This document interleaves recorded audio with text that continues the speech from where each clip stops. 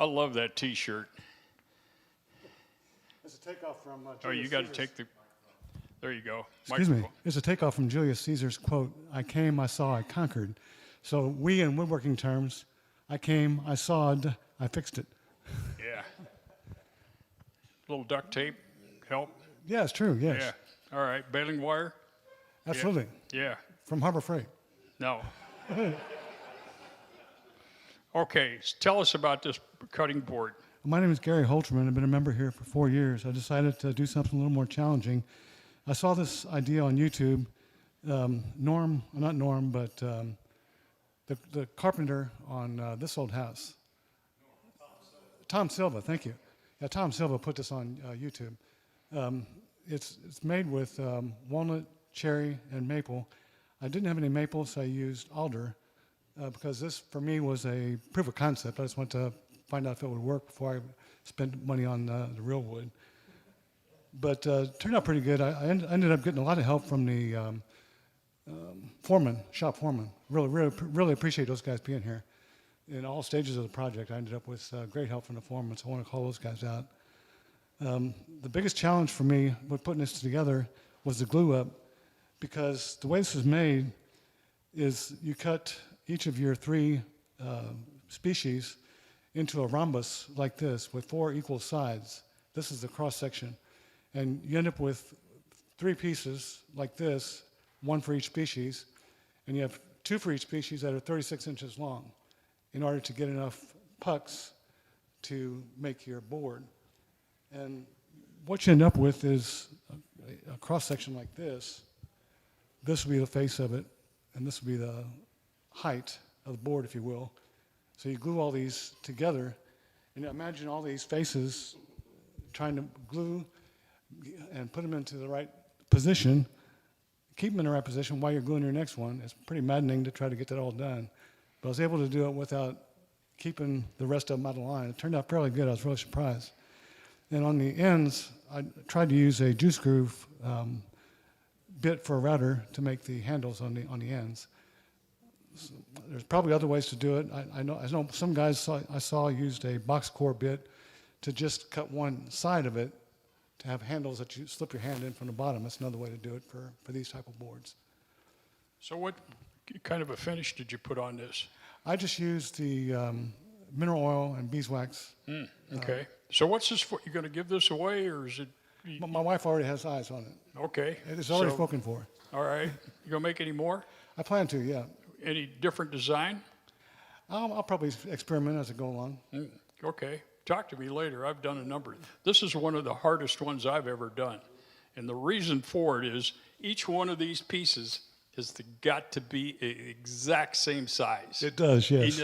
I mean, if you're off a thousandth of an inch, it's going to show up on the glue up.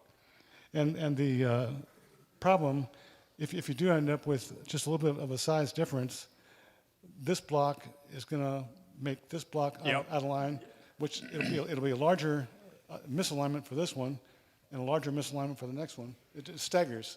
It's a logarithmic problem. So what I found when the 4th time I attempted this, I found that if I started in the middle and I glued my way out of the middle to the outside, that eventually worked the best. Okay. But I was painted about it. Of all the ones I've done, this is probably the most difficult because it demanded the most precision. Yeah, I can appreciate that. Yeah. Very good. Well, thank you. So bring some more of them in when you're done. We'll compare them. Yeah, I'll compare notes with you. I'd like to learn more about your process. Yeah. Mine, I displayed mine above mine are decorative. I've displayed them above the kitchen windows so people can come in and oogle at them and say, hey, man, you're a really hotshot woodworker. That's not a bad idea, Jim. I'll keep that in mind. Yeah. All right. Questions? Over here. Yes. What did you use to glue the long sticks together? Oh, these you end up with... What kind of clamp, I mean? I just used tape. I glued them together with cards, with a plastic card to spread the glue evenly on all these surfaces, 3 mating surfaces. And then I had a 3-foot stick of this hanging over the table. I had somebody help me, and I would use this painter's tape to just wrap it around, extend it another 6 inches, get another round of painter's tape. I thought about using different types of clamps, but I couldn't find a way that would hold it and keep pressure all the way around. I guess there's band clamps I could have used, but for me, the painter's tape was the best solution for me. Okay, thank you. How did you get the 30-degree angle, or the 60-degree angle, basically? Well, I decided to set my angle facing away from the fence at 60 degrees, Okay. and then measured what I wanted the distance to be. I cut, so I set my angle at 60 degrees facing away from the fence.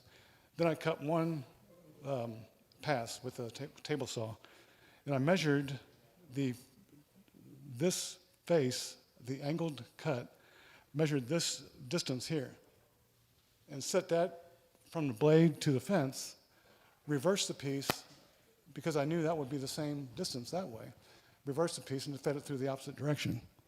And that allowed me to keep everything perfectly identical. Awesome. That was a real challenge for me, and I ended up cutting, making a 30 or 60-degree jig. So basically, if these match up perfectly, you know you've got 60 degrees. Correct, yes. Yeah, and and so I adjusted my jig until I got those to fit perfect, which took up half of my material, so I had to go buy more material. Yeah. Yeah, it was a challenge. This is the hardest one I think I've to put together. Yeah, that's why I did it the way I did it. If I put an additional auxiliary fence on the table saw right here and clamped it to the existing fence. And I ran the bottom of the auxiliary fence through the joiner so that it was completely flush with the table. That allowed me to run this through with the first pass, if you will, if this is the fence. Run it through this way with the blade angling away from the fence, make one pass like this, and then turn the piece around so I have the same distance going the other direction. Good idea. Then flip it over. Yeah, that allowed me to get exactly the same distance. Okay. Any other questions? Yes, sir. I just wanted to say, for people who aren't used to this,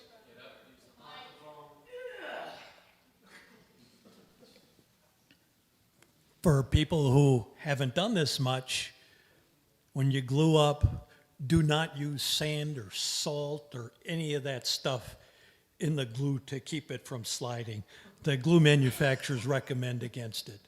But you see all over the internet that people, oh, just put some sand in there, or whatever. Don't. No, you have to be careful not to get the pieces any farther apart than you absolutely need to. Because any distance between the pieces is going to just get logarithmically increased as a space. All right. Any other questions? Thanks. Awesome, Chuck. Awesome.